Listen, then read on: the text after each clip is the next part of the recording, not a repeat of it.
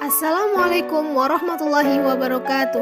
Kami dari kelompok 10 yang beranggotakan Faisal Khalis, Vivi Febrianti, Anggia Kumala Pertiwi, Almas Nurbaiti, Nadia Ramadhani, dan Salsabila Oktarina Suwandi akan melakukan presentasi dengan judul Diet Rendah Karbohidrat. Apa itu diet rendah karbohidrat? Diet rendah karbohidrat adalah cara makan yang membatasi asupan karbohidrat atau menyesuaikan dengan kebutuhan dan aktivitas harian. Hal ini bermanfaat untuk mempertahankan berat badan dan mencegah obesitas.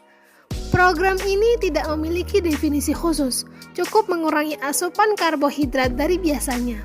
Pada umumnya, orang dewasa yang sehat dianjurkan mengkonsumsi karbohidrat sekitar 300-400 gram per hari. Saat menjalani diet, kita akan mengurangi asupan karbohidrat sebanyak setengahnya, atau sekitar 150-200 gram. Pengurangan karbohidrat harus disesuaikan dengan pola aktivitas dan dilakukan secara perlahan dalam hitungan mingguan maupun bulanan. Mekanisme diet rendah karbohidrat. Selain menurunkan selera makan, diet rendah karbohidrat juga lebih memicu pengeluaran energi. Penurunan berat badan pada diet rendah karbohidrat akibat penurunan selera makan yang terjadi karena sifat protein yang merupakan makronutrien yang paling dapat menimbulkan rasa kenyang.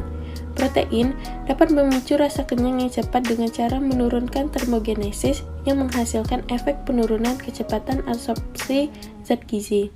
Protein juga membuat pengeluaran energi yang lebih akibat mekanisme gluconeogenesis, yaitu proses adaptasi tubuh terhadap kurangnya karbohidrat sebagai sumber energi utama bagi organ-organ.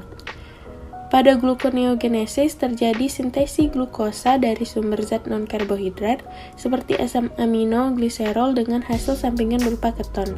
Pembentukan keton ini juga menghasilkan perasaan kenyang. Diet rendah karbohidrat menurunkan berat badan juga karena terjadi aktivasi dan oksidasi asam lemak yang akan menimbulkan perasaan kenyang yang lebih cepat. Untuk selanjutnya, makanan yang direkomendasikan untuk diet rendah karbohidrat ini contohnya seperti daging tanpa lemak seperti sirloin dan dada ayam, kemudian ada ikan, telur, sayuran berdaun hijau, kembang kol, brokoli, kacang-kacangan dan juga biji-bijian yang termasuk juga selai kacang.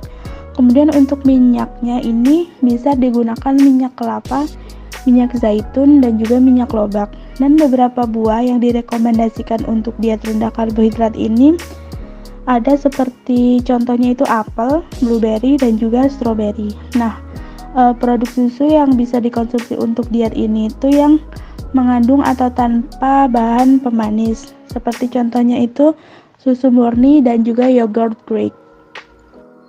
Peranan diet dan karakteristik orang yang dapat melakukan diet rendah karbohidrat. Diet rendah karbohidrat diutamakan untuk orang-orang yang mengalami sindrom metabolik. Konsultan jantung di Rumah Sakit Cipto Mangunkusumo, Jakarta, sekaligus pelaku diet rendah karbohidrat itu mengatakan, sindrom metabolik mencakup lingkar perut di atas 90 cm untuk laki-laki dan 80 cm untuk perempuan. Tekanan darah di atas 130/85 mm air raksa. HDL kolesterol di bawah 40 dan 50 untuk perempuan. Trigliserida di atas 150 dan gula darah puasa di atas 100. Dia mengatakan, jika seseorang mengidap 3 dari 5 kondisi itu, maka sudah tergolong sindrom metabolik dan saat itulah dia perlu mempertimbangkan diet rendah karbohidrat sebagai alternatif. Orang obesitas sehat dapat menjalani diet rendah karbohidrat dengan catatan melakukan pengecekan kadar gula dan kolesterol secara rutin. Akan tetapi, orang dengan kondisi penyakit tertentu, misalnya penderita kolesterol tinggi dan orang dengan tingkat kebutuhan glukosa tinggi, tidak disarankan untuk menjalani diet rendah karbohidrat tersebut. Untuk yang selanjutnya, efek positif dari diet rendah karbohidrat yaitu yang pertama, diet rendah karbohidrat mampu menurunkan berat badan dan memperbaiki kesetimbangan metabolik dan menurunkan stres oksidatif. Yang kedua, untuk pengelolaan obesitas, pengobatan kejang atau penderita epilepsi dan keganasan sistem saraf pusat. Yang ketiga, diet rendah karbohidrat dapat memberikan efek penurunan kadar gula darah pada penderita diabetes tipe 2 dan dapat menurunkan risiko dislipidemia. Dan yang terakhir, diet rendah karbohidrat dapat menurunkan trigliserida, yaitu partikel yang membawa lemak yang mengalir dalam darah.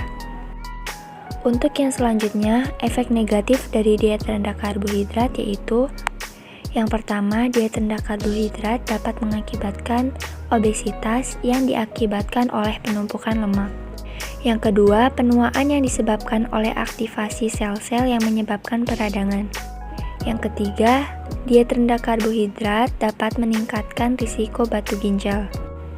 Yang keempat, resiko terkenanya penyakit stroke dan kardiovaskuler atau penyakit yang berkaitan dengan jantung dan penyumbatan pembuluh darah. Dan yang terakhir, diet rendah karbohidrat dapat mengakibatkan gula darah menjadi rendah. Untuk selanjutnya, tata cara pencegahan diet agar tidak menjadi efek yang buruk. Yang pertama, dengan cara mengkonsumsi air dengan sangat secukupnya. Yang kedua, tentunya dengan olahraga yang teratur, yang berguna untuk mengontrol berat badan dan membakar kalori yang ada pada tubuh. Yang ketiga, dengan cara mengkonsumsi buah dan sayur untuk memenuhi kebutuhan vitamin dan mineral pada tubuh kita. Yang keempat, lebih baik diet karbohidrat dilakukan secara bertahap agar tubuh kita bisa beradaptasi dengan sangat baik.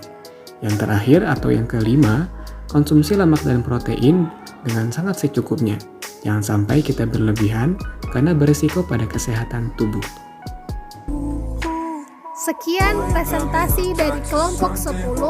Wassalamualaikum warahmatullahi